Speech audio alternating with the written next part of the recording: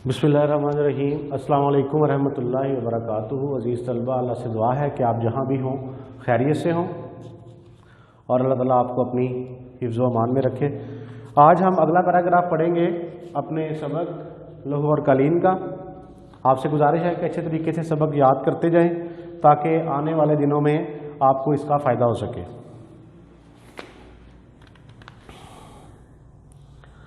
जिस तरह बड़ी बड़ी दुकानों के दरवाज़ों पर इंसानी पैकरों को नहायत खूबसूरत और शफाफ लिबास पहनाकर उन्हें अलमारियों के अंदर सजा दिया जाता है ताकि लोग इन हसीनो जमील यानी कि खूबसूरत मुजस्मों को देखकर दुकानदारों के आला ज़ौक़ और उनकी शान व शौकत से मरूब हो जाएं, रोब में आ जाएं।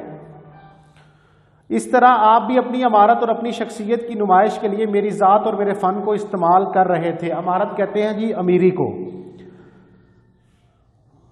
तजम्मुल कहता है गुस्से से ये झूठ है, सरासर झूठ है अख्तर, और आप कह भी क्या सकते हैं मगर बुलंद आवाज़ से हकीकत नहीं बदल सकती। आपके यहाँ मेरी यही हैसियत थी, कुदरत थी, या मेरा मुकाम जो था वो यहाँ पर यही था।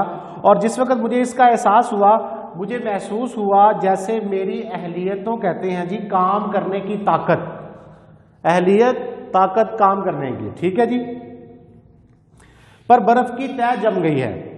मेरे सीने में भी एक शरारा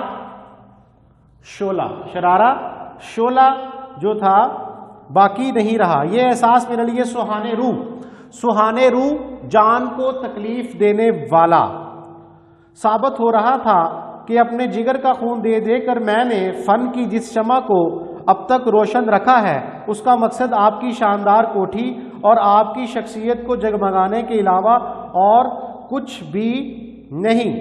एक फनकार ये कभी बर्दाश्त नहीं कर सकता कि उसका फन अपना असली जौहर, हकीकी खूबी खोकर किसी के लिए महज एक जरिया शोहरत की वजह बनकर रह जाए। तो बेटा ये जरिया शोहरत का मतलब है शोहरत की वजह। आज हमने अगला पैराग्राफ पढ़ा। इसमें अभी तक अख्तर ने अपनी नाराज़गी की जो उस वजह थी वो उसने तजम्मुल को बताई है कि असल में मुझे यहाँ रहकर ये महसूस हो रहा था कि मैं यहाँ पर जो रह रहा हूँ, मैं यहाँ रहकर अपने आप को तरक्की नहीं दे पा रहा और मुझे ऐसे लगता है कि मैं एक मुजस्मा हूँ जिसको नुमाइश के लिए पेश कर दिया जाता है लेकिन उसकी अपनी कोई ज़िंदगी नहीं होती। तो असल में वो ये चाहता है कि मैं खुद जो हूँ मैं खुद तरक्की करना चाहता हूँ वो मैं नहीं कर पा रहा था और मुझे ऐसा लग रहा था कि मेरा जो फ़न है उसकी कदर में कमी हो रही है। आज अख्तर ने अपनी नाराज़गी की वजह तजम्मुल को बताई है इस सबक में, आज इस पैराग्राफ में।